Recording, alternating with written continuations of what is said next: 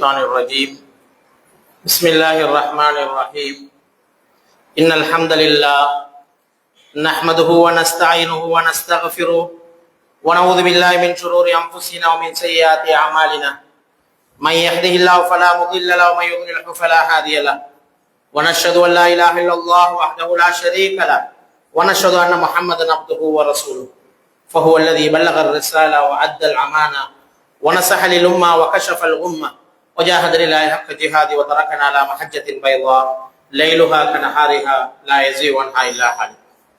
الصلاة والسلام على أشرف الأنبياء والمرسلين سيدنا محمد صلى الله عليه وسلم وعلى آله وأصحابه ومن تبعهم بإحسان إلى يوم الدين أما بعد فيا عباد الله أوصيكم وإياي أولا بتقوى الله اتقوا الله حق تقاته ولا تموتن إلا وأنتم مسلمون.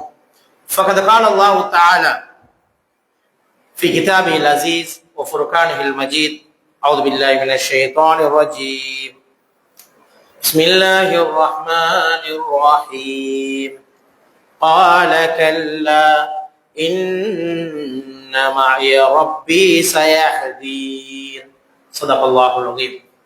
وقال نبينا صلى الله عليه وسلم فأكون أول من بعث فإذا موسى عليه السلام آخذ بالأرض فلا أدري بحساب ساعته يوم الطور أم بعث قبلي أو كما قال رسول الله صلى الله عليه وسلم وصدق نبينا صلى الله عليه وسلم.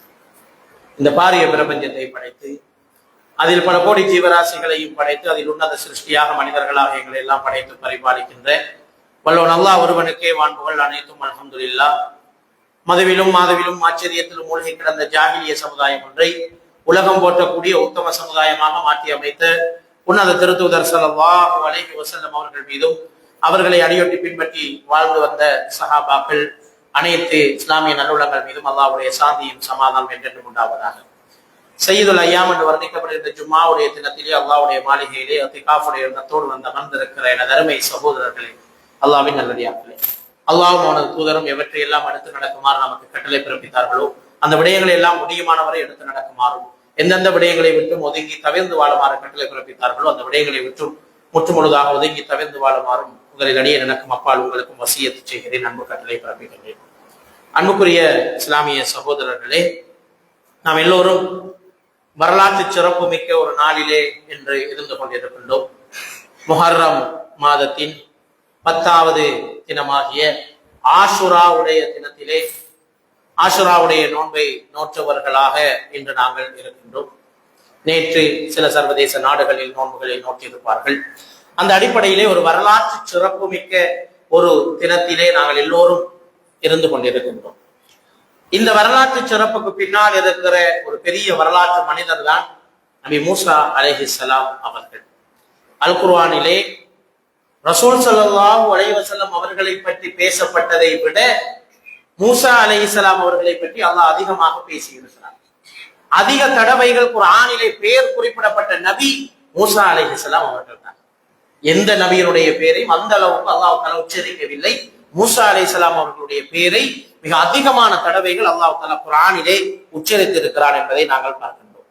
பனு இஸ்ரவேல் சமூகத்துக்கு அனுப்பப்பட்ட ஏராளமான நபிமார்களில் முக்கியமான ஒரு நபி மூசா அலைஹிஸ்ஸலாம் அவர்கள். அல்லாஹ் தஆலாவோடு நேரடியாக உரையாடியவர்கள். இந்த உலகத்தில் இருந்து கொண்டே அல்லாஹ்வோடு நேரடியாக எந்த ஒரு இடைத்தரகரும் இல்லாமல் நேரடியாக உரையாடினார் என்பதற்காக அல்லாஹ் தஆலா அவருக்கு கலீமுல்லாஹ், அல்லாஹ்வோடு நேரடியாக பேசியவர் என்கின்ற ஒரு சிறப்பு பெயரை அல்லாஹ் தஆலா அவருக்கு கொடுத்திருக்கின்றார். மாத்திரமல்ல, இறை தூதர்களிலே உலுல் அஸும் என்று அழைக்கப்படுகின்ற திட உறுதி பூண்ட 5 நபிமார்களிலே இறை தூதர்களிலே மூசா அலைஹிஸ்ஸலாம் அவர்களும் ஒருவர். திட உறுதி பூண்ட நபிமார்களில் ஒருவராக அவர் இருப்பதை நாங்கள் பார்க்கிறோம். நபிகள் நாயகம் ஸல்லல்லாஹு அலைஹி வஸல்லம் அவர்கள் மூசா அலைஹிஸ்ஸலாம் அவருடைய சிறப்பை பற்றி ஒரு ஹதீஸிலே சொன்னார்கள். புகாரியிலே வரக்கூடிய 3408வது ஹதீஸ் அது. சஹாபாக்களை பார்த்து சொல்கிறார்கள், அல்லாஹ்வின் இறை தூதர்களுக்கு இடையிலே யார் சிறந்தவர் என்று உங்களுக்குள் தர்க்கித்து என்னை மேன்மைப்படுத்த முனையாதீர்கள். சொல்வதை பாருங்கள். யார் சிறந்த நபி? பல நபிமார்கள் அனுப்பப்பட்டிருக்கிறார்கள், பல இறை தூதர்கள் அனுப்பப்பட்டிருக்கிறார்கள். இவர்கள் யார் சிறந்தவர் என்று உங்களுக்குள் நீங்கள் வாக்குவாதப்பட்டு என்னை நீங்கள் மேன்மைப்படுத்தி விடாதீர்கள். ஏனெனில் பல நபிமார்களுக்கு அல்லாஹ் பல சிறப்புகளை கொடுத்திருக்கிறார். அதைத்தான் சொல்கிறார்கள், சூர் ஊதப்படுகின்ற போது அல்லாஹ் நாடியவர்களை தவிர மற்ற அனைவரும் மயங்கி வீழ்ந்து விடுவார்கள். அல்லாஹ் நாடியவர்களை தவிர அனைவரும் மயங்கி வீழ்ந்து விடுவார்கள். முதலாக அல்லாஹ் தஆலா உயிர் கொடுத்து மீண்டும் எழுப்புகின்ற போது நான் தான் முதலில் எழுவேன் ஸல்லல்லாஹு அலைஹி வஸல்லம் சொல்கிறார்கள். நான் தான் முதலில் எழுவேன். ஆனால் நான் முதலாவதாக எழுந்து பார்க்கின்ற போது மூசா அலைஹிஸ்ஸலாம் அவர்கள் அல்லாஹ்வுடைய அர்ஷை பிடித்துக் கொண்டு இருப்பதை நான் காண்பேன் என்று சொல்கிறார். இப்போது ஸல்லல்லாஹு அலைஹி வஸல்லம் அவர்கள் ஒரு சந்தேகம் எல்லோருக்கும் எழும். அந்த சந்தேகத்துக்கு பதிலளிக்கும் வகையில் நபிகள் நாயகம் ஸல்லல்லாஹு அலைஹி வஸல்லம் அவர்கள் சொல்கிறார்கள், அல்லாஹ் தஆலா சில வேளை மூசா அலைஹிஸ்ஸலாம் ஏற்கனவே அல்லாஹ்வுடைய ஒளியை கண்டபோது தூர்சினா மலையிலே பல நாட்கள் மயங்கி கிடந்தாரே, அந்த மயக்கத்துக்கு பரிசளிப்பதற்காக கௌரவிப்பதற்காக மறுமையிலே அல்லாஹ் அவரை மயக்காமலேயே இருந்து விடுவானோ என்று நான் நினைக்கிறேன். அல்லது எனக்கு முதலே மூசா அலைஹிஸ்ஸலாத்தை அல்லாஹ் தஆலா உயிர் கொடுத்து எழுப்பி விடுவானோ, அந்த அளவுக்கு அவர் சிறப்புக்குரியவர், எனவே என்னை நீங்கள் மேன்மைப்படுத்த வேண்டாம் என்று ஸல்லல்லாஹு அலைஹி வஸல்லம் சஹாபாக்களை பார்த்து சொல்கிறார். இது புகாரிலே வரக்கூடிய ஒரு செய்தி. அந்த அளவுக்கு மூசா அலைஹிஸ்ஸலாமுடைய சிறப்பு இருக்கிறது. நாளை மறுமையிலே மனிதர்கள் எல்லாம் மரணிக்க செய்யப்பட்டு மயக்கப்பட்டு கிடக்கின்ற நிலையிலே அல்லாஹ்வுடைய அரிசை பிடித்துக் கொண்டு நிற்கின்ற அந்த கௌரவத்தை அல்லாஹ் தஆலா மூசா அலைஹிஸ்ஸலாம் அவர்களுக்கு கொடுப்பான் என்று ஸல்லல்லாஹு அலைஹி வஸல்லம் சொல்கிறார்கள். அந்த அளவுக்கு ஒரு சிறப்பு. உலகத்திலேயே மிக கொடூரமான கொடுங்கோல் ஆட்சியாளர் என்றால் அது ஃபிரௌன் தான். அவனை விட ஒரு கொடூரமாக ஆட்சி செய்வதற்கு யாரால முடியும்? அப்படிப்பட்ட ஒரு கொடுங்கோலனுக்கு முன்னால் சத்தியத்தை எடுத்துரைத்து அவனது கொடுமைகளிலிருந்து பனு இஸ்ரவேலர்களை பாதுகாத்த ஒரு நபியாக, ஒரு கதாநாயகராக குர்ஆன் மூசா அலைஹிஸ்ஸலாம் அவர்களை அறிமுகப்படுத்துவதை நாங்கள் பார்க்கிறோம். அல்லாஹ் அவருக்கு சில மோஜிசாக்களை, அற்புதங்களை கொடுத்திருந்தான். அவருடைய சட்டை பைக்குள் இப்படி கைகளை போட்டுவிட்டு வெளியே எடுத்து பார்த்தால் அது பிரகாசிக்கும். இப்படி ஒரு அற்புதத்தை அல்லாஹ் தஆலா மூசா அலைஹிஸ்ஸலாம் அவர்களுக்கு கொடுத்திருந்தார். அவருடைய சட்டை பைக்குள்ளே கைகளை போட்டுவிட்டு வெளியே எடுத்தால் அது பளபளன்னு மின்ன ஆரம்பித்து விடும். அது அவருக்கு கொடுக்கப்பட்ட ஒரு சிறப்பு. இரண்டாவது, அல்லாஹ்வுடைய அனுமதி கொண்டு சில நேரங்களிலே அவர் கைகளிலே தன்னுடைய ஆடுகளுக்கு இலை தலைகளை பறித்து கொடுப்பதற்காக ஒரு கம்பை, ஒரு தடியை வைத்திருப்பார்.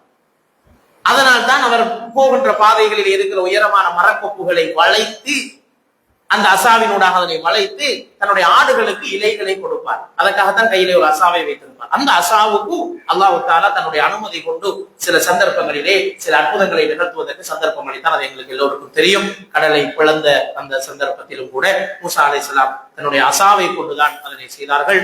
பாம்புகள், சூனியக்காரர்கள் பாம்புகள் போன்று மாயை செய்து வித்தை செய்து கொண்டிருந்த போது தன்னுடைய அசாவை கொண்டு அல்லாஹ் தஆலா உண்மையான பாம்புகளை அங்கு வரவழைத்து அந்த சூனியக்காரர்களின் பாம்புகளை எல்லாம் விழுங்க செய்த வரலாற்றை அல்லாஹ் தஆலா குர்ஆனிலே சொல்கிறார். இப்படி பல அற்புதங்களை நிகழ்த்திய ஒரு நபியாகவும் மூசா அலைஹிஸ்ஸலாம் அவர்களை அல்லாஹ் தஆலா அடையாளப்படுத்துகின்றார்.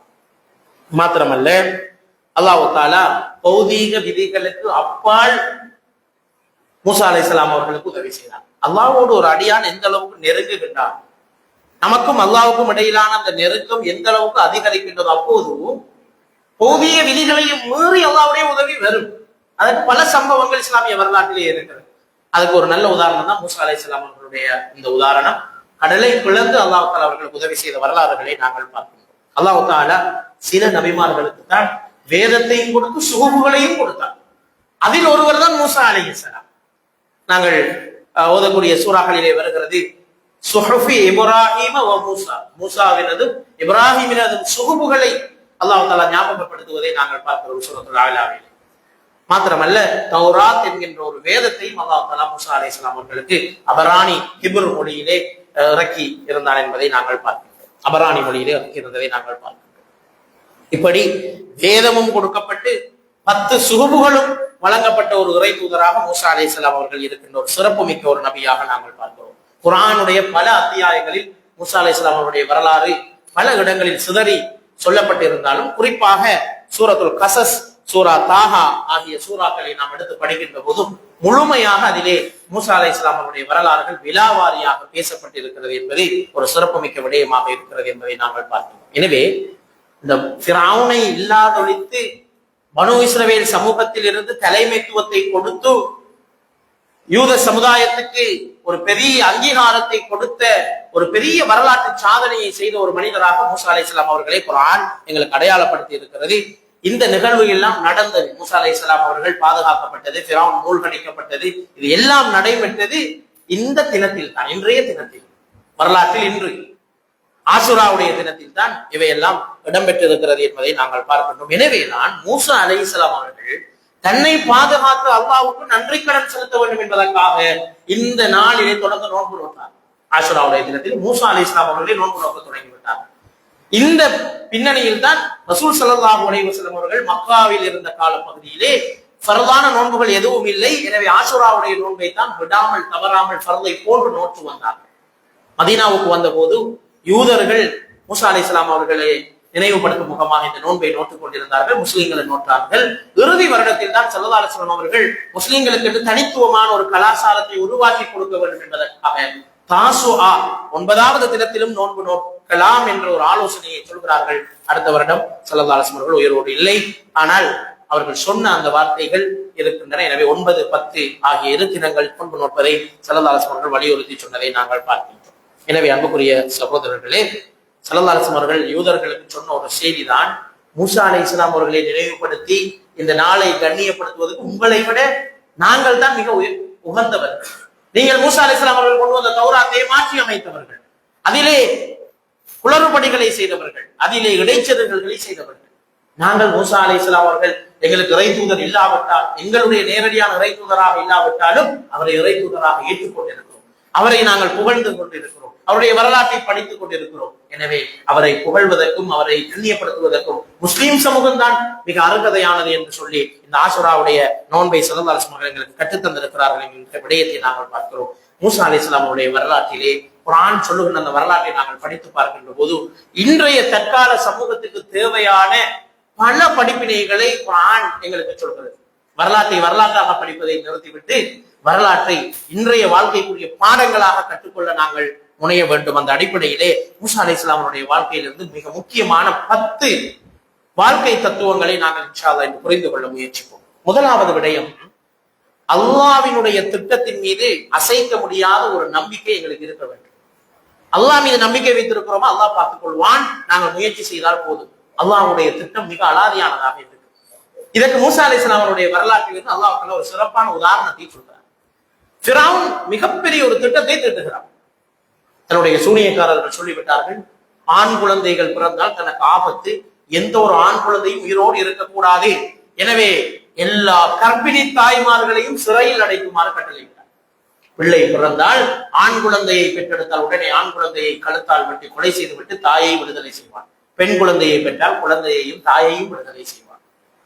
இதுதான் குர்ஆன் சொல்கிறது. இவ்வாறு அவன் செய்தான்.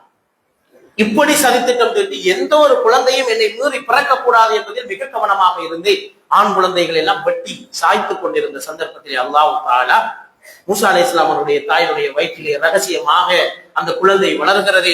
அவர் கர்ப்பம் தரித்ததை யாரும் அறிந்து கொள்ளாத அளவுக்கு ரகசியமாக அதனை பாதுகாக்கின்றார்கள். ஆனால் குழந்தை கிடைத்து விடுகிறது. இதற்கு மேல் பாதுகாக்க முடியாது. அல்லாஹ் தஆலா சொல்கிறார், நாங்கள் மூசாவினுடைய தாய்க்கு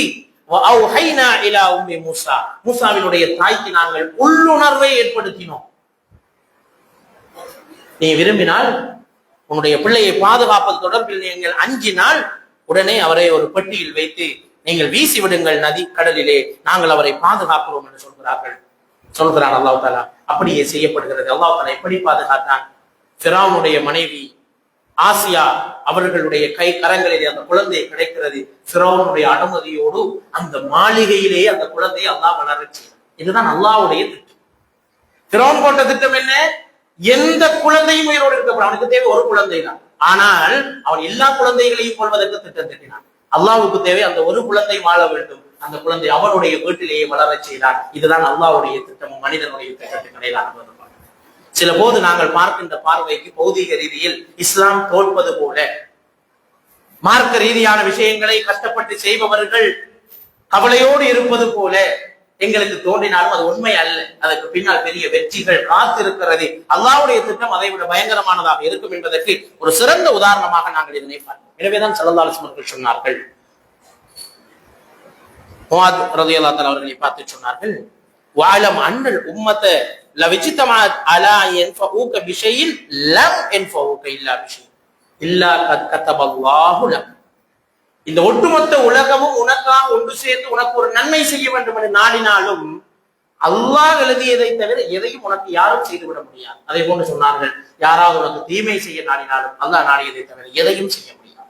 எனவே அல்லாஹ்வுடைய திட்டத்துக்கு முன்னால் மனிதர்கள் போடுகின்ற சூழ்ச்சிகள், திட்டங்கள் எல்லாம் ஒரு நாள் தவிடுபடியாகும். அல்லாஹ்வுடைய திட்டம் படு பயங்கரமாக இருக்கும் என்பதற்கு மூசா அலைஹிஸ்ஸலாத்துடைய இந்த வரலாறு எப்படி ஒரு சான்று என்பதை நாங்கள் பார்க்கிறோம். அதே போன்றுதான் இதே விஷயம்தான் இந்த முஹர்ரத்தோடு சம்பந்தப்பட்ட ஹிஜ்ரத்திலும் நடைபெறுகிறது. முஸ்லிம்கள், மக்காவிலே வாழ்ந்த முஸ்லிம்களுடைய ஒட்டுமொத்த திட்டம் என்னவென்றால், ஸல்லல்லாஹு அலைஹி வஸல்லம் அவர்கள் மக்காவை விட்டு வெளியேறக்கூடாது. யார் வெளியேறினாலும் பரவாயில்லை, முஹம்மத் இந்த மண்ணை விட்டு வெளியேறக்கூடாது என்று திட்டம் கட்டினார். அல்லாஹ் தஆலா அந்த திட்டங்களை தவிடுபடியாக்கினார். அவர்களுடைய பார்வைகளில் திரைகளை ஏற்படுத்தினார். தன்னுடைய படுக்கையிலே அலி ரலியல்லாஹு தஆலா அவர்களை தூங்க வைத்துவிட்டு ஸல்லல்லாஹு அலைஹி வஸல்லம் அவர்கள் மிக லாபகமாக மதீனாவுக்கு ஹிஜ்ரத் போனார். அவரை பிடித்து வருவதற்காக சுராகா இப்னு மாலிக் 100 சிவப்பு ஒட்டகைகள் பரிசாக கிடைக்கும் என்பதற்காக துரத்தி போனார். அல்லாஹ்வுடைய திட்டம் வேறாக இருந்தது. அவருடைய குதிரை நடக்கின்ற பிரதேசங்களில் அல்லாஹ் தஆலா மணல் சுழியை ஏற்படுத்தி அந்த குதிரை பூமிக்குள் உள்வாங்கப்பட்ட வரலாறுகளை நாங்கள் பார்க்கிறோம். அல்லாஹ் தஆலாவுடைய திட்டம் மிக பலமாக இருக்கும், எதிரிகளுடைய சதித்திட்டங்களை விட என்பதை நாங்கள் பல சம்பவங்களிலே பார்க்கிறோம். இன்றைய சூழலிலும் கூட இஸ்லாத்துக்கு எதிராக, முஸ்லிம்களுக்கு எதிராக நடக்கின்ற சில விடயங்களை பார்த்து நாங்கள் மனம் உடைந்து விடக்கூடாது.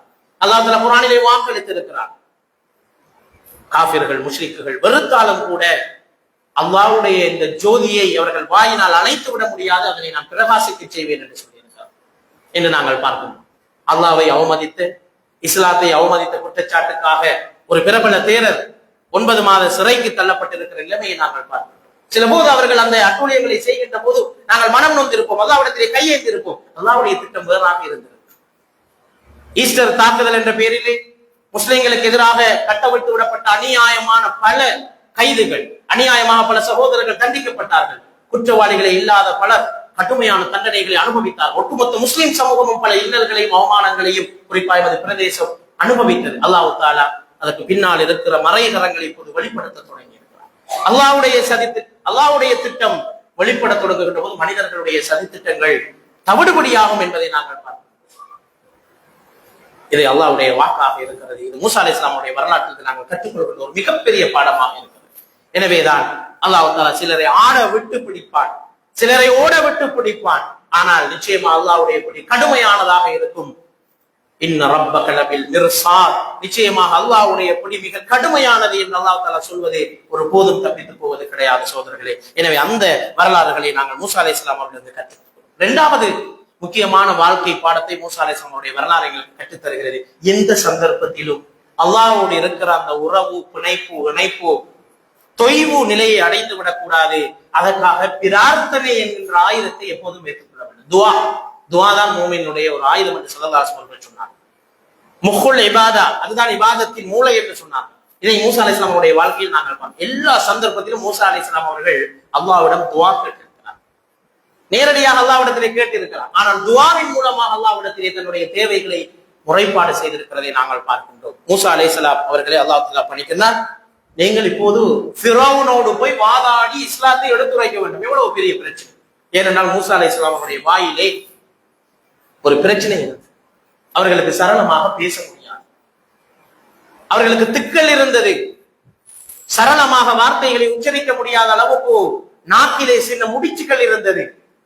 இப்போது உடனே தன்னுடைய பலவீனத்தை சொல்லி பொறுப்பை விட்டு விலகாமல் அல்லாஹ்விடத்திலே துஆ கேட்கிறார்கள். கால ரப்பி ஷ்ரஹ் லி சத்ரி, யா அல்லாஹ், ஃபிரௌனோடு பேச போகிறேன், என்னுடைய இதயத்தை விரிவாக்கி தர வேண்டும். வயஸ்ஸிர் லி அம்ரி, என்னுடைய விவகாரங்களை நீ இலகுபடுத்தி தர வேண்டும். வஹலுல் உக்ததம் மின் லிசானி, என்னுடைய நாவிலே இருக்கிற இந்த திக்கல் பிரச்சனையை இல்லாமலாக்கி அந்த முடிச்சுக்களை அவிழ்த்து சரளமாக பேசுகின்ற ஆற்றலை நீ தர வேண்டும். யஃப்கஹு கௌலி, நான் பேசுகின்ற பேச்சிலே கேட்கின்றவர்களுக்கு விளக்கத்தை ஏற்படுத்த வேண்டும். இந்த துஆ யாருடைய துஆ? மூசா அலைஹிஸ்ஸலாம் அவர்கள் கேட்ட துஆ. பாடசாலைகளிலே, மதரசாக்களிலே கல்வி நடவடிக்கைகளை ஆரம்பிப்பதற்கு முன்னால் இந்த குர்ஆனிய துஆவை ஓதி நாங்கள் தொடங்குவோம். மூசா அலைஹிஸ்ஸலாம் அவர்கள் கேட்ட துஆ, ஃபிரௌனை சந்திக்க போகின்ற போது கேட்ட துஆ, அருமையான ஒரு பிரார்த்தனையை கேட்டுவிட்டு தான் போனார்கள். அல்லாஹ் தஆலா அவருடைய பேச்சை சரளமாக்கி கொடுத்தார். எப்படி மூசா அலைஹிஸ்ஸலாம் அவர்கள் சில நேரங்களில் துஆ கேட்பார்கள் தெரியுமா? சில நியாமத்துக்களை கண்டபோது நாங்கள் அல்லாஹ்வை மறந்து விடுவோம். ஆனால் மூசா அலைஹிஸ்ஸலாம் எப்படி துஆ கேட்பார்கள் தெரியுமா? ரப்பி இன்னி லிமா அன்ஸல்த இலைய மின் கைரின் ஃபகீர் என்று சொல்லுவார். யா அல்லாஹ், நீ எனக்கு சில நியமத்துக்களை தந்திருக்கிறாயே, அதை நோக்கி நான் பரம ஏழையாக இருக்கிறேன், ஃபகீராக இருக்கிறேன். நீ இதை தரலைன்னா நான் ஏழையாகிடுவேன் யா அல்லாஹ் என்று நியமத்துக்களை கேட்டு மூசா அலைஹிஸ்ஸலாம் அவர்கள் பிரார்த்தனை செய்தார். மூசா அலைஹிஸ்ஸலாம் அவர்கள் ஃபிரௌனுடைய சமுதாயத்தை எதிர்கொள்ள போன போது ரப்பி நஜ்ஜினி மினல் கௌமில் வாலிதீன், அநியாயக்கார சமூகத்திடமிருந்து யா அல்லாஹ் என்னையும் என்னுடைய சமுதாயத்தை நீ பாதுகாக்க வேண்டுமே என்று துஆ செய்தார்கள். அதே போன்று தன்னையும் தன்னுடைய சகோதரர் ஹாரூன் அலைஹிஸ்ஸலாம் அவர்களுக்கும் அல்லாஹ்வுடைய அருளை வேண்டி ரப்பிக்ஃபிர்லி வலி அஹி, எனக்கும் என்னுடைய சகோதரருக்கு நீ பாவ மன்னிப்பை தர வேண்டும், வ அத்கில்னா ஃபீ ரஹ்மத்திக, உன்னுடைய ரஹ்மத்திலே எங்களை நீ நுழைவிக்க வேண்டும் என்று துஆ செய்தார். இப்படி ஏராளமான துஆக்களை மூசா அலைஹிஸ்ஸலாம் அவர்கள் ஒவ்வொரு சந்தர்ப்பத்திலும் செய்து அல்லாஹ்வோடு தன்னுடைய நெருக்கத்தை உறுதிப்படுத்திக் கொண்ட ஒரு நபியாக மூசா அலைஹிஸ்ஸலாம் அவர்கள் இருந்ததை நாங்கள் பார்க்கின்றோம். பத்ர் காலத்தில் கூட எல்லா வாயில்களும் அடைபட்டு விட்டது. வெறும் 300 பேர் 1000 பேரை எதிர்க்க வேண்டும். முஸ்லிம் படை மிகவும் பலவீனப்பட்டு போய் இருக்கிற நேரத்திலே, முதல் நாள் சற்று தோல்வியை தழுவிய நேரத்திலே ஸல்லல்லாஹு அலைஹி வஸல்லம் அவர்கள் குலுங்கி குலுங்கி அழுது தஹஜ்ஜத்திலே தன்னுடைய மேலே போட்டிருந்த அந்த போர்வை கீழே விழுகின்ற அளவுக்கு அழுது துஆ செய்தார்கள் என்று சஹாபாக்கள் அறிவிக்கிறார். துஆ தான் ஒரு முஸ்லிமின் இக்கட்டான நேரத்திலே கை கொடுக்கின்ற ஒரு பெரிய உளமருந்து. என்னிடத்திலே துஆ இருக்கிறது, உங்களிடம் எதுவாற்றாலும் இருக்கட்டும், எங்களிடத்திலே துஆ இருக்கிறது என்ற நம்பிக்கை தான் பல சந்தர்ப்பங்களில் பெரிய தன்னம்பிக்கையை மக்களுக்கு மத்தியிலே வளர்த்து விடுகிறது என்பதை நாங்கள் பார்க்கின்றோம். எனவே அன்புக்குரிய சகோதரர்களே, பொருளாதார நெருக்கடிகள் வரலாம், திடீரென எங்களுடைய வியாபார நிலையங்கள் பற்றி எரிந்து சாம்பலாகி ஒன்றுமில்லாத நிலை வரலாம், நேற்று நாங்கள் முதலாளியாக இருந்தவர் என்று நடுத்தரவுக்கு வரலாம்.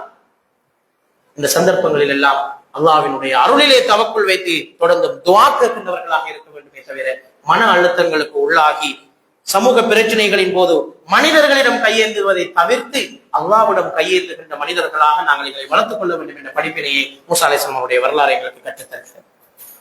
மூன்றாவது அவர்களுடைய வாழ்க்கையிலிருந்து நாங்கள் படித்துக் கொள்ள வேண்டிய முக்கியமான ஒரு பாடம் தான் தைரியமும் வீரமும். மூசா அலைஹிஸ்ஸலாம் அவர்களிடத்தில் இருந்த அந்த பண்பு, எவ்வளவு பெரிய எதேச்ச அதிகாரம் கொண்டவனாக இருந்தாலும், அதிகாரமும் பலமும் அரசியல் பலமும் நிறைந்திருக்கிற ஒருவனாக இருந்தாலும், அவர் செய்வது தப்பு என்றால் அதனை தப்பு என்று போய் சொல்லுகின்ற தைரியம் ஒவ்வொரு மூமினிடத்திலும் இருக்க வேண்டும். நமக்கு தெரிந்தவர் என்பதற்காக, நமக்கு பழக்கப்பட்டவர் என்பதற்காக அவர்கள் செய்கின்ற அநியாயங்களையும் சகித்துக் கொண்டிருப்பது ஈமானின் வெளிப்பாடு அல்ல. இதைத்தான் மூசா அலைஹிஸ்ஸலாம் அவருடைய வரலாறு எங்களுக்கு மூன்றாவதாக சொல்கிறது.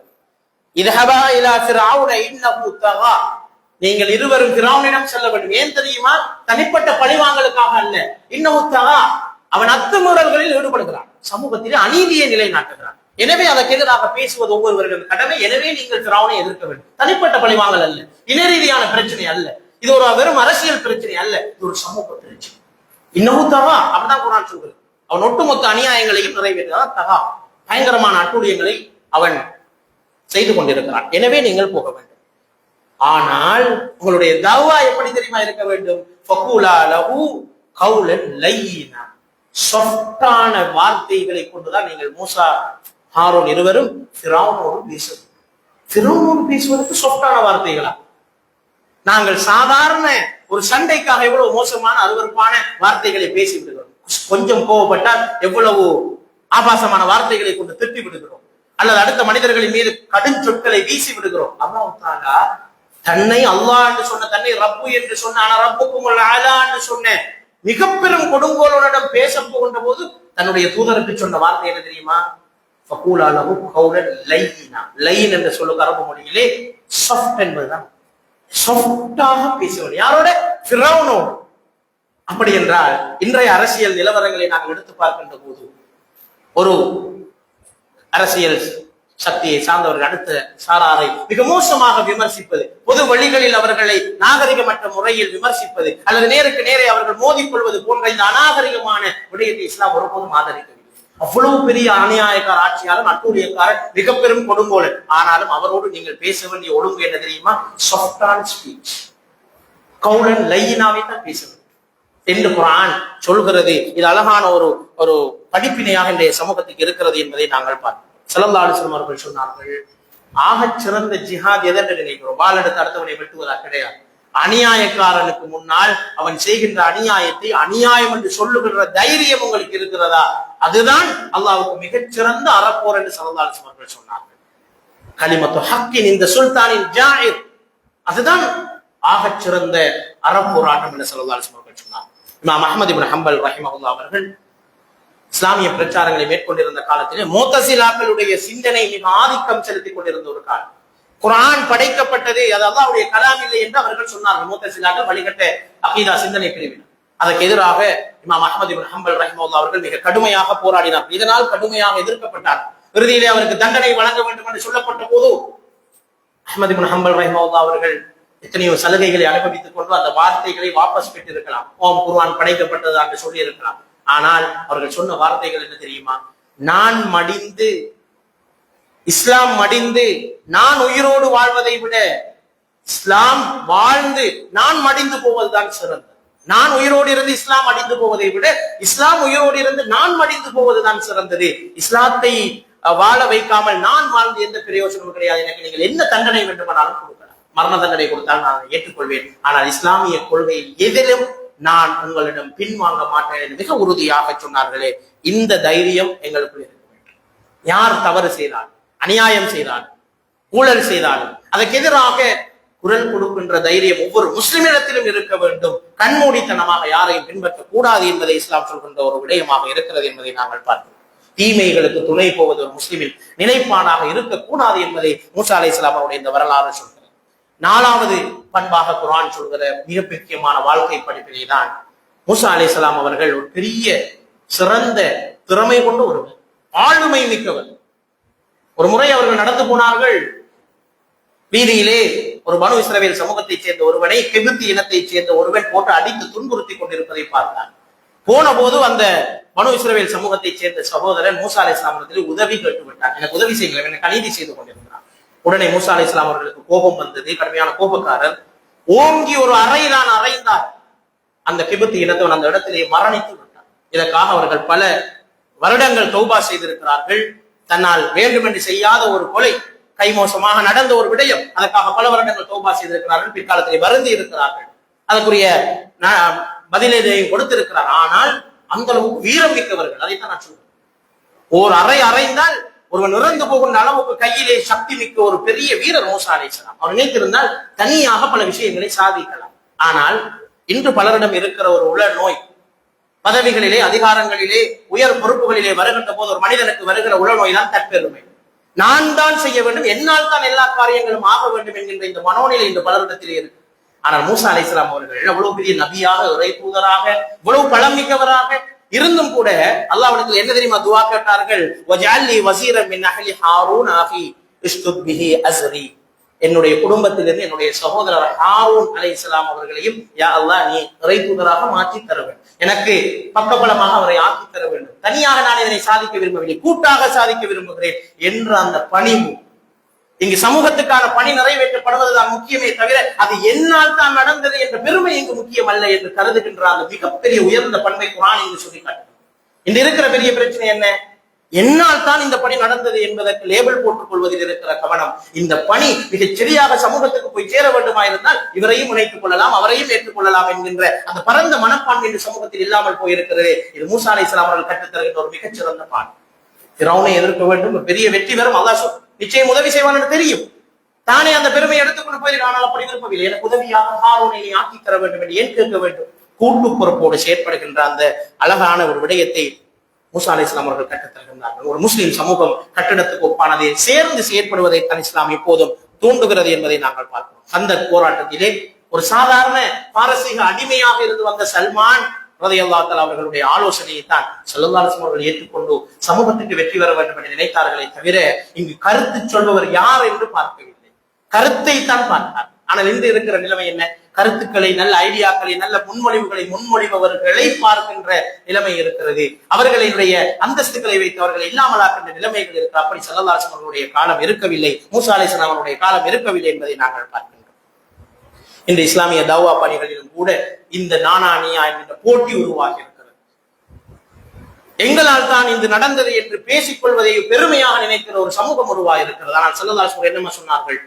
தௌவா பணியிலே சிறந்த மனிதர்கள் சிலர் இருப்பார்கள். அவர்கள் சபைகளுக்கு வந்தால் அடையாளம் காணப்பட மாட்டார்கள். அவர்கள் சபைகளில் இல்லாவிட்டால் தேடப்படவும் மாட்டார்கள். ஆனால் அவர்கள் தான் மிஷ்காத்துல் மசாவி, இந்த சமூகத்தின் ஒளிரும் ஒளி விளக்குகள் அவர்கள் தான். ஆனால் அவர்கள் யாரும் அடையாளம் கண்டு கொள்ள மாட்டார்கள். அவங்க தான் தவ்வாவில் ஆக உயர்ந்தவர்கள் சரதார் சொல்றாங்க. அவங்களை யாரும் அடையாளம் காண மாட்டாங்க. மனிதர்களை தெரியாதவர்களாக வாழ்ந்து தெரியாமலே மரணிச்சுக்குவாங்க. ஆனா அவங்களாலதான் சமூகத்துல பல வெற்றிகள் வந்து கொண்டிருக்கு. ஆனா இன்றைக்கு எதுக்கு போட்டி? என்னாலதான் நடந்தது என்பதை அடையாளப்படுத்துவதில் இருக்கிற இந்த போட்டி சமூகத்துக்கு நல்லது நடக்க வேண்டும் என்பது இல்லை என்பது ஒரு துரதிருஷ்டவசமான விடயமாக இருக்கிறது என்பதை நாங்கள் விளங்கிக் கொள்ள வேண்டும். எனவே இன்றைய அரசியல் சக்திகள், சமூகங்கள், நிர்வாக மட்டத்தில் இருக்கிற எல்லோரும் என்னால் நடக்கிறது என்பதற்கு முக்கியத்துவம் கொடுப்பதை விடுத்து நம் சமூகத்துக்கு அதிகமான நலவுகள் கிடைக்க வேண்டும் என்பதற்காக எல்லோரையும் இணைத்து செயற்படுகின்ற நலவு திட்டங்களை பற்றி சிந்திக்க வேண்டும் என்பதை மூசா அலைஹிஸ்ஸலாம் அவருடைய இந்த பாடம் எங்களுக்கு கற்றுத் தருகிறது. 5வது அவர்களிடமிருந்து நாங்கள் கற்றுக்கொள்கிற நல்ல ஒரு பாடம் தான் உழைப்பிலே நாணயமும் ஒழுக்கமும் இருக்க வேண்டும்.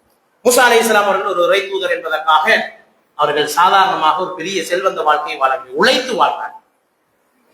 அவர்கள் மதியன் நகருக்கு போன சந்தர்ப்பத்திலே 2 பெண்கள் நீர் பிடிப்பதற்காக நீண்ட நேரம் வரிசையிலே காத்துக் கொண்டிருக்கிறார். ஆண்கள் நிறைந்திருக்கிறார்கள். மூசா அலைஹிஸ்ஸலாம் அவர்களுக்கும் சேர்த்து நீரை பிடித்துக் கொடுக்கிறார், உதவியை செய்கிறார். இதே அவருடைய அந்த பண்பை அவதானித்துக் கொண்டிருந்த அந்த 2 புதல்விகளும் அவருடைய தந்தை ஷுஐப் அலைஹிஸ்ஸலாம் அவர்களிடத்திலே போய் இவரை பற்றி அறிமுகம் செய்து வைக்கிறார். உடனே அவரை அழைத்து வருமாறு சொல்கிறார், தன்னிடத்திலே பணிபுரியுமாறு சொல்கிறார். தன்னுடைய மகள்களில் ஒருவரை அவருக்கு திருமணம் செய்து வைக்கிறார். இது வேறொரு வரலாறு, ஷுஐப் அலைஹிஸ்ஸலாம் அவருடைய வரலாறு. இந்த சந்தர்ப்பத்திலே மூசா அலைஹிஸ்ஸலாம் அவர்களை பற்றி குர்ஆன் அழகான 2 சொற்களை சொல்கிறது. அதுதான் அந்த 2 பெண்களில் ஒருவர் தன்னுடைய தந்தையிடத்திலே சொல்கிறார், இவரை நீங்கள் வேலைக்கு அமர்த்த வேண்டும். ஏன் தெரியுமா? இவர்தான் வேலைக்கு அமர்த்துபவர்களில் எல்லாம் சிறந்தவர். காரணம் அல் கவியு அல் அமீனு என்று சொல்றார். இதை குர்ஆன் ஏன் இவரத்தை சொல்லுவார்? அந்த வரலாற்று சம்பவம் ஒரு அழகான திருமண நிகழ்வு. எவ்வளவு விஷயங்களை அங்கு பேசி இருக்கிறார். ஆனால் குர்ஆன் சிரமம் எடுத்து இந்த 2 சொற்களையும் எங்களுக்கு பேசி இருக்கிறார். அல் கவியு அல் அமீன். இன்றைக்கு இருக்கிற வியாபாரத்திலே, தொழில்களிலே இருக்க வேண்டிய 2 பண்புகள் தான் இந்த பண்பு. அல் கவி என்றால் பலம், சக்தி மிக்கவராக இருக்க வேண்டும், ஆற்றல் மிக்கவராக இருக்க வேண்டும். 2வது அல் அமீன், நேர்மையானவராக இருக்க வேண்டும். இன்றைக்கு சமூகத்தில் இருக்கிற பெரிய பிரச்சனை என்னவென்றால் ஸ்கில்ட் லேபர்ஸ் இல்லை. வேலைக்கு ஆட்கள் இருப்பார்கள், ஆனால் திறன் குறையும், திறமை குறையும். இன்னும் சிலர் இருப்பார்கள், திறமை இருக்கும், நல்ல ஆற்றல் உள்ளவர்கள், ஆனால் மோசடிக்காரர்கள், ஏமாற்று, லஞ்சம், ஊழல் எல்லாம் அவர்களிடத்திலே கூடிக்கொண்டிருக்கிறார், திறமையானவர். இந்த 2வது தான் இன்றைக்கு சமூகத்தில் பாரிய பிரச்சனைகள் இருப்பதை நாங்கள் பார்க்கிறோம். எனவே தான் குர்ஆன் சொல்கிறது, ஒருவரை ஒரு பொறுப்புக்கு ஒப்படைப்பதற்கு முன்னால் பார்க்க வேண்டிய 2 பண்பும் என்ன? ஒன்று, மிக அழகாக ப்ரொஃபஷனல் ஸ்கில் அவரிடத்திலே இருக்கிறதா கவி. குர்ஆன் சொன்ன கவிக்கு பின்னால் இருக்கிற பெரிய தத்துவம். இன்னைக்கு நவீன கால உலகம் பேசுகின்ற கன்செப்டை குர்ஆன் அன்றைக்கு பேசி இருக்கிறது. அவரிடத்தில் ப்ரொஃபஷனல் ஸ்கில் இருக்கிற இந்த வேலையை செய்யறதுக்கு அவர் பலமானவரா? யார் பலமானவர்? தொழில்நுட்ப அறிவு, ஏனைய சிந்தனை எல்லாம் கொண்டு. 2வது எத்திக்கல் ஸ்கில் இருக்கிறதா? அவற்றை பண்பாட்டு விழுமியம் சார்ந்த ஆற்றல் இருக்கிறதா? உண்மையை உண்மையாக சொல்கின்ற, நேர்மைக்கு நேர்மையாக உழைக்கிற, அமானிதங்களை பேணுகின்ற பண்பு இருக்கிறதா? அவரைத்தான் பணிக்கு அமர்த்த வேண்டும் என்று குர்ஆன் சொல்கிறது. எனவேதான் அன்புக்குரியவர்களே, ஸல்லல்லாஹு அலைஹி வஸல்லம் அவர்கள் நேர்மையான வியாபாரிகளை மறுமை நாளிலே சொர்க்கத்திலே நபிமார்களோடு ரசூல்மார்களோடு இருப்பார்கள். ஏன் அவ்வளவு உயர்த்தி சொல்ல வேண்டும்? ஏனால் அவர்கள் சொற்பமானவர்களாகத்தான் இருப்பார்கள். கொஞ்சம் பேர் தான் அப்படி இருப்பார்கள். அதனால் தான் அவர்களுக்கு கொடுக்கிற அந்தஸ்து என்ன? சுஹதாக்களோடு, நபிமார்களோடு, ரசூல்மார்களோடு நாளை மறுமையிலே இருப்பார்கள். யாரு? அத்தாஜுர் ஸதூகுல் அமீன். அங்கேயும் அந்த சொல்ற அமீன், நேர்மையானவர். எனவே அன்புக்குரிய சகோதரர்களே, உமர் ரலியல்லாஹு தஆலா அவர்கள் அப்படிப்பட்ட ஒரு நீதியான மனிதர்களை தான் உருவாக்க நினைத்தார். பாலிலே தண்ணீரை கலக்க வேண்டும் என்று தாயார் சொன்ன போது, இல்லை, உமர் பார்க்காவிட்டாலும் உமரை படைத்த அல்லாஹ் பார்த்துக் கொண்டிருக்கிறான் என்று சொன்ன அந்த இளம் யுவதியினுடைய அந்த நேர்மை உமர் ரலியல்லாஹு தஆலா அவர்களுக்கு பிடித்தது. உடனே அவருக்கு பரிசளித்து தன்னுடைய மகனையும் திருமணம் செய்து வைத்த வரலாறுகளை நாங்கள் பார்க்கிறோம். எனவே இந்த 2 பண்புகளை நாங்கள் வளர்த்துக் கொள்ள வேண்டிய தேவை இருக்கிறது. இன்று வியாபார மற்றும் தொழில் துறைகளில் ஏமாற்று வேலைகளும் லஞ்சமும் அழிந்து போயிருக்கிற ஒரு காலத்தில் நாங்கள் வாழ்ந்து கொண்டிருக்கிறோம். நாணயமும் தகுதியும் உள்ளவர்களுக்கு தான் வேலைகளும் பொறுப்புகளும் ஒப்படைக்கப்பட வேண்டும். எனவே இன்றைய வர்த்தக சங்கங்கள், இங்க இருக்கிற முக்கியமான சமூக நிறுவனங்கள், இங்க இருக்கிற தொழிலாளர்களுடைய ஸ்கில்லை வளர்ப்பதற்கு கட்டாயம் பயிற்சி பட்டறைகளை, ஒர்க் ஷாப்புகளை, செயலமர்வுகளை நடாத்தி அவர்களை திறன் கொண்டவர்கள் ஆக்கினால் அது இந்த சமூகத்துக்கு தான் பிரயோசனம். 2வது, ஜமியத்துல் உலமா, ஏனைய தவ்வா அமைப்புகள், சமூக நிறுவனங்கள், பள்ளி வாசல்கள் இந்த திறமையான தொழிலாளர்களை, திறமையான முதலாளிகளை அமீன்களாக, நேர்மையானவர்களாக, அல்லாஹ்வுக்கு பயந்தவர்களாக மாற்றுகிற பணியை செய்யும். இந்த 2 பணிகளும் சமாந்தரமாக நடக்குமாக இருந்தால் ஒரு பக்கம் ஸ்கில்டு லேபர்ஸ், நல்ல தேர்ச்சி மிக்க தொழிலாளர்கள், நல்ல தேர்ச்சி மிக்க முதலாளிகள் உருவாகுவார்கள். இன்னொரு பக்கம் ஆன்மீக பக்குவம் உண்டு, நேர்மையான தக்குவா உள்ள அல்லாஹ்வுக்கு பயந்த தொழிலாளிகள் முதலாளிகளும் அதிகாரிகளும் உருவாக்கினால் இந்த சமூகத்துக்கு மிகப்பெரிய பரக்கத்தாக அமையும். இதை மூசா அலைஹிஸ்ஸலாம் அவர்களுடைய இந்த வரலாறு எங்களுக்கு சொல்லித் தருகிறது. எனவே அன்புக்குரிய சகோதரர்களே, மூசா அலைஹிஸ்ஸலாம் அவருடைய வாழ்க்கையில் இப்போது நாம் சொன்ன இந்த 5 பண்புகளையும் நாங்களும் என்னுடைய வாழ்க்கையில் எடுத்து நடப்பதற்கு அல்லாஹ் தஆலா எனக்கும் உங்களுக்கும் தௌஃபீக் தருவானாக. என்னுடைய ஈமானை பலப்படுத்தி அல்லாஹ் தஆலா நாளை மறுமையில் ஜன்னத்துல் ஃபிர்தௌஸில் ஒன்று சேர்த்து தருவானாக. அக்கூலு கௌலி ஹாதா அஸ்தக்ஃபிருல்லாஹ் லி வ லக்கும் வ லிஜமீஇல் முஸ்லிமீன் ஃபஸ்தக்ஃபிரு இன்னஹு ஹுவல் கஃபூருர் ரஹீம்.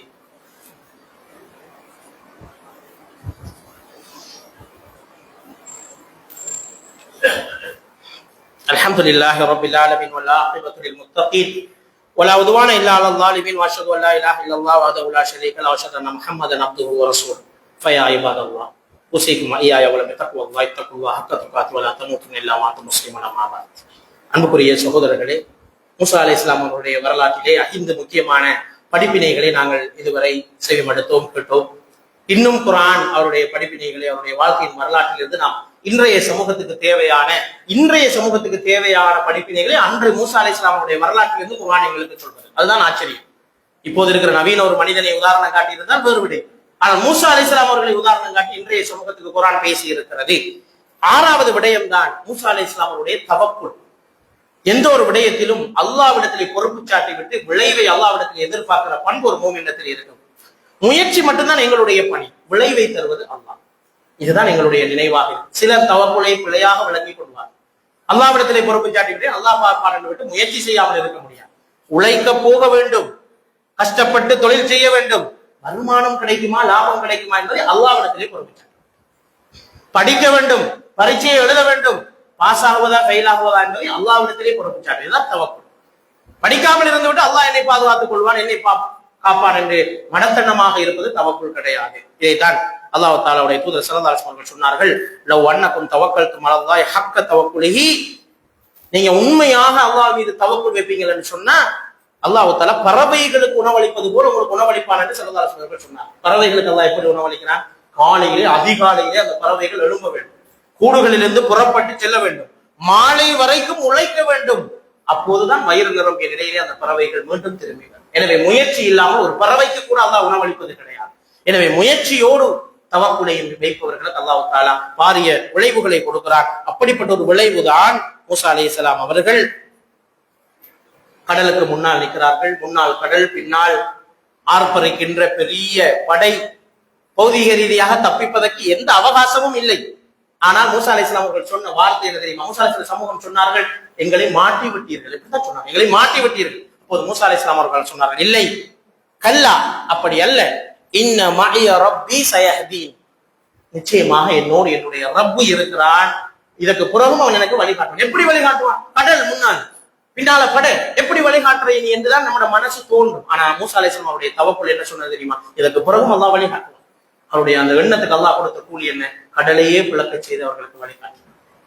எனவே இந்த வார்த்தை எங்கள் எல்லோருடைய மகுட வாசகமாக ஒவ்வொரு நாளும் ஒழிக்க வேண்டிய ஒரு வார்த்தை, எல்லோரும் பாடமாக்கிக் கொள்ள வேண்டிய ஒரு வார்த்தை. குர்ஆனுடைய வசனம், இன்ன மஇய ரப்பி, என்னோடு என்னுடைய ரப்பு இருக்கிறான், சயஹ்தீன், அவன் எனக்கு வழிகாட்டுவான். இதுதான் ஒரு முஸ்லிமுடைய காலையில எழுந்தா நம்முடைய எண்ணத்துல வர வேண்டிய ஒரு குர்ஆன் வசனம். இன்ன மஇய ரப்பி, இந்த காலையில என்னோட என்ன ரப்பு இருக்கிறான், எனக்கு வழிகாட்டுவான். என்ன பிரச்சனை வரட்டும், எவ்வளவு பெரிய சிக்கல் வரும், அது தாங்குற சக்தி இந்த வசனம் எங்களுக்கு தருகிற ஒரு பெரிய மோட்டிவேஷன் மூசா அலைஹிஸ்ஸலாம் அவர்களுடைய இந்த வரலாறு என்பதை நாங்கள் மறந்துவிடக் கூடாது. இதே வார்த்தையை தான் ஸல்லல்லாஹு அலைஹி வஸல்லம் அவர்களும் தௌர் குகையில் வைத்து சொன்னார். வேறு வசனத்தில் சொன்னார், அபூபக்கர் ரலியல்லாஹு தஆலா அவர்கள் நம்பிக்கை இழந்து விட்டார்கள். யா ரசூலல்லாஹ், 2 பேர் தானே இருக்கிறோம், வளர்ச்சி எதிரிகள் சூழ்ந்து விட்டார்கள் என்று சொன்னபோது அதே வார்த்தை, அதே அர்த்தம் வேறு வார்த்தையில் சொன்னார். லா தஹ்சன் இன்னல்லாஹ மஅனா, அபூபக்கரே நீங்க கவலைப்பட வேண்டாம், எங்களோடு 3வதாக எங்களுடைய ரப்பும் இருக்கிறான் என்று சொன்னார்களே. இது மஇயத்துல்லாஹ் என்று இஸ்லாமிய அறிஞர்கள் சொல்றாங்க. அல்லாஹ் என்னோடு இருக்கிறான் என்ற அந்த உணர்வு தான் ஒரு மோமினுக்கு இருக்கிற மிகப்பெரிய மோட்டிவேஷன். அதை தவிர வேறொரு மோட்டிவேஷன் தேவை. அல்லாஹ் என்னோடு இருக்கிறான் என்று அதை விட பெரிய பவர் எதுவுமே இல்லை. இந்த பவர் யாருக்கு குறைந்து கொண்டு போகுதோ அவர்கள் தான் தற்கொலை முயற்சிகளுக்கும் போதை வஸ்துக்களின் பக்கமும் இன்னொரு பிரச்சனைகளை தாங்க முடியாத போது தவறான பாதைகளின் பக்கம் செல்பவர்கள், இந்த மய்யத்துல்லாவை இழந்தவர்கள். அல்லாஹ் என்னோடு இருக்கிற அந்த உணர்வு மிக முக்கியமானது என்பதைத்தான் நாங்கள் இதிலே கற்றுக்கொள்கின்றோம். எனவே என்ன பெரிய பிரச்சனைகள் வந்தாலும் கவலை வந்தாலும் அல்லாஹ் என்னோடு இருக்கிறான் என்று சொல்லி கடந்து போகின்ற அந்த உணர்வை நாங்கள் எடுத்துக்கொள்ள வேண்டும். ஏழாவதாக மூசா அலைஹிஸ்ஸலாம் இடத்தில் இருந்த ஒரு பெரிய பண்பாட்டை குர்ஆன் சொல்கிறது. என்ன தெரியுமா? அறிவை தேடுவதில் பொறுமையும் சகிப்புத்தன்மையும் தேடல். மூசா அலைஹிஸ்ஸலாம் ஒரு நபி, ஒரு இறை தூதர். ஆனால் ஒரு தடவை யார் உலகத்திலே அறிஞர் என்று கேட்கப்பட்டது மூசா அலைஹிஸ்ஸலாம் பார்த்தால், என்னுடைய சமுதாயத்தில் என்னை விட படித்தவர்கள் யாரும் இல்லை, நான் தான் இறை தூதராக இருக்கிறேன், நான் தான் என்று சொல்லிவிட்டார். இது அல்லாஹ்வுக்கு பிடிக்கவில்லை. உடனே அல்லாஹ் தஆலா சொன்னான், ஒரு மனிதரை நீங்கள் சந்திக்க வேண்டும், புறப்பட்டு ஹிதர் அலைஹிஸ்ஸலாம் அவர்களை தேடி ஒரு பெரிய பயணம், பல நாட்கள், பல பாலைவனங்களை கடந்து அல்லாஹ் சொன்ன அந்த அடையாளங்களை தேடி அவர் பயணிக்கிறார். ஹிதர் அலைஹிஸ்ஸலாம் அவர்களை சந்திக்கின்றார். 3 விடயங்களை மாத்திரம் கற்றுக்கொள்கிறார். இந்த நேரத்தில் எல்லாம் நான் நபி, நான் இறை தூதர் என்ற பெருமை கொள்ளாமல் பொறுமையாக இருந்து கற்றுக்கொண்டார் என்கின்ற விடயத்தை குர்ஆன் எங்களுக்கு சொல்கிறது. எனவே நாங்களும் கற்றுக்கொள்கின்றவர்களாக, எப்போது மார்க்க விஷயங்களை, ஏனைய விடயங்களை தேடி அலைந்து கற்றுக்கொள்கின்றவர்களாக இருக்க வேண்டும் என்கின்ற விடயத்தை இந்த வரலாறு எங்களுக்கு சொல்கிறது. எனவேதான் ஸல்லல்லாஹு அலைஹி வஸல்லம் சொன்னார்கள், யார் அறிவை தேடி பயணிக்கின்ற பாதையில் இருக்கிறாரோ அவருக்கு சுவனத்துக்கான பாதை அல்லாஹ் இலகுபடுத்தி கொடுக்கிறார். ஒவ்வொரு நாளும் ஏதாவது ஒரு புதிய விஷயத்தை கற்றுக்கொள்ள வேண்டும் என்ற ஆர்வம் எங்களுக்குள் இருக்க வேண்டும். இப்னு அப்பாஸ் ரலியல்லாஹு தஆலா அவர்கள், ஸைத் இப்னு சாபித் ரலியல்லாஹு தஆலா போன்ற மூத்த சஹாபாக்கள் எல்லாம் தங்களுடைய உஸ்தாத்மார்களுடைய வீட்டு வாசலிலே போய் நீண்ட நேரம் அவர்கள் வெளியே வரும் வரைக்கும் பாலைவன புழுதி காற்று முகத்தில் படப்பட காத்துக் கொண்டு நிற்பார். அந்த அறிவை தேட வேண்டும் என்பதற்காக இமாம் புகாரி ரஹிமஹுல்லாஹ் போன்றவர்கள் ஒரு ஹதீஸை தேடி பல மைல் தூரம் நடைபயணம் சென்றிருக்கிறார். இப்படி அறிவை தேடிய ஒரு சமுதாயம் இன்று அறிவுக்கு முக்கியத்துவம் இல்லாத ஒரு சமுதாயமாக மாறிக்கொண்டு போகின்ற நிலைமையை நாங்கள் பார்க்கிறோம். இந்த அரைகுறையாக சில விடயங்களை படித்துக் கொண்டு அறிஞர்களையும் படித்தவர்களையும் உலமாக்களையும் மட்டம் தட்டுகின்ற ஒரு சமுதாயம் உருவாகி இருப்பதை நாங்கள் பார்க்கிறோம். எனவே முறையாக கற்றுக்கொள்ள பெருமை வராது, பணிவுதான் வரும் என்பதை நாங்கள் உணர்ந்து. 8வது ஒரு படிப்பினையை மூசா அலைஹிஸ்ஸலாமுடைய வரலாறு எங்களுக்கு சொல்கிறது. அதுதான் பொருளாதார ஆணவம் வரக்கூடாது. மூசா அலைஹிஸ்ஸலாத்துக்கு பல சொத்துக்கள், பல வருமானங்கள் இருந்த போதிலும் அவர் பொருளாதார ஆணவம் கொண்டிருக்கவில்லை. ஆனால் ஃபிரௌனும் காரூனும் ஹாமானும் மிக பெரும் பொருளாதார ஆணவம் கொண்டவர்களாக இருந்தார்கள். அல்லாஹ் தஆலாவுடைய பொருளாதாரத்தை தவிடுபடியாக்கி அளித்த வரலாறை மூசா அலைஹிஸ்ஸலாம் அவருடைய வரலாற்றோடு அல்லாஹ் தஆலா சொல்லி காட்டுகின்றார். நமக்கு அல்லாஹ் தஆலா செல்வத்தை தருகிறார் என்றால் அது 3 வழிகளில் தருவான். ஒன்று ரஹமத்தான செல்வம். யாருக்கு ரஹமத்தான செல்வம் இருக்கிறதோ அது அவருக்கும் சமூகத்துக்கும் பயன்படும், அது ரஹமத்தான செல்வம். இன்னும் சிலருக்கு அல்லாஹ் தஆலா முசீபத்தான செல்வத்தை கொடுப்பான். செல்வம் நிறைஞ்சிருக்கும், அவர் வாழ்க்கை முழுக்க அந்த செல்வத்தால் பிரச்சனைகளை அல்லாஹ் கொடுத்திருப்பான். மக்களுக்கும் அவருக்கும் பிரச்சனை, சொத்து பிரச்சனை, வழக்கு பிரச்சனை, கடன் பிரச்சனை, செங்கு பிரச்சனை என்று வாழ்நாள் ஃபுல்லா அந்த சொத்தை பாதுகாக்கிறதுக்கு நிம்மதியை இழந்து வாழ்ந்து முடிச்சுட்டு போவார். அவருக்கும் அது பிரயோஜனம் இல்லை, சமூகத்துக்கும் பிரயோஜனம். இது முசீபத்தான செல்வம். இன்னும் சில செல்வங்களை பார்த்து நாம சிலர் ஆச்சரியப்படுவது, இவ்வளவு கட்டவனுக்கு இவ்வளவு செல்வத்தை கொடுத்திருக்கிறான், இவ்வளவு அதிகாரத்தை கொடுத்திருக்கான், நாம ஆசைப்படுவோம். அது ரஹமத்தும் இல்ல, முசீபத்தும் இல்ல. அதுக்கு இஸ்லாமிய அறிஞர்கள் சொல்கிறார்கள், அது இஹானத்துடைய செல்வம். இஹானத், ரஹமத்துடைய செல்வம், முசீபத்துடைய செல்வம், இஹானத்துடைய செல்வம். அது என்னென்றால் பார்க்கிற பார்வைக்கு அது பெரிய அருள் போன்று இருக்கும். ஆனால் அல்லாஹ் தஆலா அதனை கொடுத்ததே அவர்களை அழிப்பதற்காக. இதற்கு உதாரணமாக இஸ்லாமிய அறிஞர்கள் சொல்வது காரூனுடைய செல்வம். காரூனுக்கு அல்லாஹ் தஆலா அவ்வளவு செல்வம். எப்படி செல்வம்?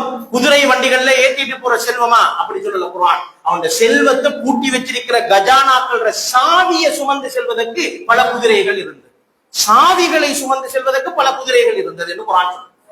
அப்ப செல்வம் எப்படி இருக்கும்னு கற்பனை பண்ணி பார்க்கலாம். செல்வத்தை சுமந்து செல்வதற்கல்ல குதிரை வண்டிகள், செல்வத்தை மூடி வைத்திருக்கிற கஜானாக்களின் சாவிகளை சுமந்து செல்வதற்கு அவ்வளவு பெரிய செல்வத்தை அல்லாஹ் கொடுத்தான்.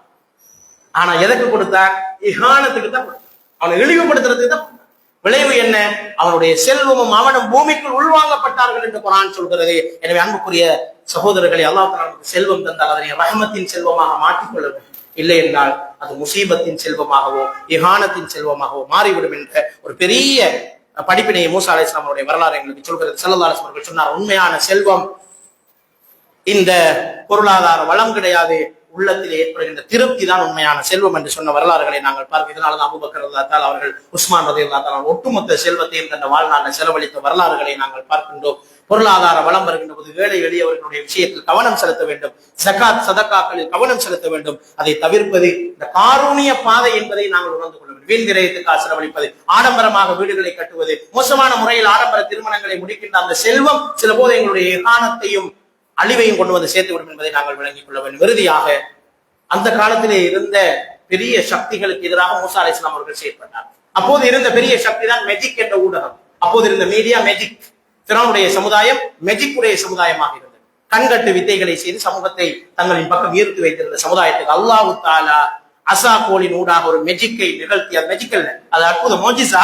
ஆனா அந்த சமூகத்துக்கு ஒரு பெரிய மெஜிக்காக இருந்தது. எந்த சமூகத்தில் எது ஊடகமாக இருக்கிறதோ அந்த சமூகத்தின் ஊடகத்தை பயன்படுத்தி அந்த சமூகத்தை அழிக்க வேண்டும் என்ற பெரிய பாடத்தை அல்லாஹ் தஆலா மூசா அலைஹிஸ்ஸலாம் அவருடைய அந்த பாம்பு, அவருடைய அசா பாம்பாக மாறி அந்த சம்பவத்தில் எங்களுக்கு கற்றுத்தருகிறான். எனவே இன்றைக்கு இருக்கிற பெரிய சக்தி தான் ஊடக சக்திகள். எனவே முஸ்லிம் சமூகம் ஊடகத்தின் ஊடாக இஸ்லாத்துக்கு எதிரான பிரச்சாரங்களை முறியடிக்க வேண்டும் என்ற ஒரு பெரிய படிப்பினையும் இந்த சம்பவங்கள் எங்களுக்கு சொல்கிறதே. இறுதியாக மூசா அலைஹிஸ்ஸலாம் அவர்கள் தன்னுடைய சமுதாயத்தோடு மிக பொறுமையாக நடந்து கொண்டார்கள். எனவே வாழ்க்கையில் வருகின்ற கவலைகள் கஷ்டங்களின் போது பொறுமையாக இருக்க வேண்டும். அல்லாஹ் தஆலா மூசா அலைஹிஸ்ஸலாம் அவர்களுக்கு அருள் பாலிக்கட்டும். அவர் அதிகமாக சோதிக்கப்பட்டார், அப்போதெல்லாம் அவர் பொறுமை காத்தார் என்று ஸல்லல்லாஹு அலைஹி வஸல்லம் அவர்கள் சொன்ன ஹதீஸ் புகாரியிலே பதிவாயிருக்கிறதை நாங்கள் பார்க்கிறோம். எனவே அன்புக்குரிய சகோதரர்களே, நாங்களும் இந்த மூசா அலைஹிஸ்ஸலாமுடைய வரலாற்றை கௌரவப்படுத்துறதுக்கு தான் ஆஷுராவுடைய நோன்பு நோட்டு இருக்கு. வெறுமனை அதனை நோட்டு விட்டு கலைந்து செல்கின்ற மனிதர்களாக இல்லாமல் அவருடைய வாழ்க்கையில் குர்ஆன் எங்களுக்கு கற்றுத்தந்த இந்த 10 பாடங்களையும் படிப்பினைகளையும் நம்முடைய வாழ்க்கையில நாங்கள் பின்பற்றி நடக்க முயற்சிக்க வேண்டும். இன்றும் கூட ஒரு குழந்தை மரணித்திருக்கிறது என்னுடைய பிரதேசத்திலே. டெங்கு நோய் மிக மோசமாக நாடு முழுக்க ஒரு அபாய எச்சரிக்கை விடுக்கப்பட்டிருக்கிறது. எனவே இந்த விடயத்திலும் கூடுதல் கவனம் செலுத்த வேண்டும். சுற்றுச்சூழலை சுத்தமாக வைத்திருப்பது ஒரு பெரிய அமானிதம். கடற்கரைக்கு போனால் குப்பைகளை வீசிட்டு வராமல் அதனை ஒழுங்காக ஆட்டிவிட்டு வருவது, வீட்டு குப்பைகளை ரோட்டிலே போட்டு விடுவது போன்ற மோசமான ஈமானுக்கு முரணான செய்கைகள் தான் ஒரு குழந்தையினுடைய உயிரை பறித்தது. அந்த குடும்பம் இன்று எவ்வளவு சோகத்தோடு இருக்கு. அதனுடைய மரணத்துக்கு சில போது மறைமுகமாக இங்க இருக்கிற பலர் காரணமாக இருக்கலாம். நானும் நீங்களும் காரணமாக இருக்கலாம். நாங்கள் போட்ட ஒரு மோசமான குப்பை, நாங்கள் போட்ட ஒரு சொப்பிம்பை கழிவு, நாங்கள் அடைந்த கான், நாங்கள் சமூகத்துக்கு செய்த இந்த மறைமுகமான துரோகங்கள் இந்த மரணத்துக்கு மறைமுகமான காரணமாக இருக்கலாம் என்ற குற்ற உணர்ச்சியோடு நாங்கள் கொஞ்சம் சமூகத்தில் பொறுப்புணர்ச்சியோடு நடந்து கொள்ள வேண்டும். இங்கு ஓடுகின்ற கடலை நோக்கி ஓடி வருகின்ற வடிகான்களை போய் பார்த்தால் தெரியும் இந்த சமூகத்தின் ஈமானின் அசில். அவ்வளவு கழிவுகள், அவ்வளவு மோசமான விடயங்களை நாங்கள் கழிவுகளாக எங்களுடைய வீடு சுத்தமாக இருந்தால் போதும் என்ற சுயநலத்தோடு செய்கிற இந்த செயல்தான் இந்த ஒரு குடும்பத்தினுடைய இந்த மரணத்தை தாங்க முடியும். இது எங்களுடைய குடும்பத்தில் நடக்கும் வரைக்கும் நாங்கள் உணர்ந்து கொள்ள மாட்டோம். அன்புக்குரிய சகோதரர்களே, எனவே இந்த பொறுப்புணர்ச்சியோடு நடந்துகின்ற ஒரு சமுதாயம், ஒரு முஸ்லீம் ஊர் என்றால் அங்கு டெங்கு இருக்கக்கூடாது. அது ஈமானிய ஊர். அங்கு சுத்தம், சுகாதாரம், ஈமானின் பாதை என்று சொல்லுகின்ற ஊரில் எப்படி டெங்கு பரவ முடியும்? அப்படி என்றால் எங்களுடைய ஈமானில் கோளாறு இருக்கிறது என்கின்ற விடயத்தை நாங்கள் புரிந்து கொள்ள வேண்டும். அந்த விடயத்திலும் கவனம் செலுத்துவோம் என்ற செய்தியை ஞாபகப்படுத்திக் கொண்டு வல்ல அல்லாஹ் தஆலா ஈமானோடு மூசா அலைஹிஸ்ஸலாம் அவர்களை போன்று உயர்ந்த ஈமானோடும் தவக்குலோடும் வாழ்ந்து மரணிக்கின்ற பாக்கியத்தை எங்கள் அனைவருக்கும் நசீபாக்குவானாக. வக்கூலு கௌலி ஹாதா அஸ்தக்ஃபிருல்லாஹி வ லக்கும் வ லிஜமீஇல் முஸ்லிமீன். அகீமுஸ் ஸலாம்.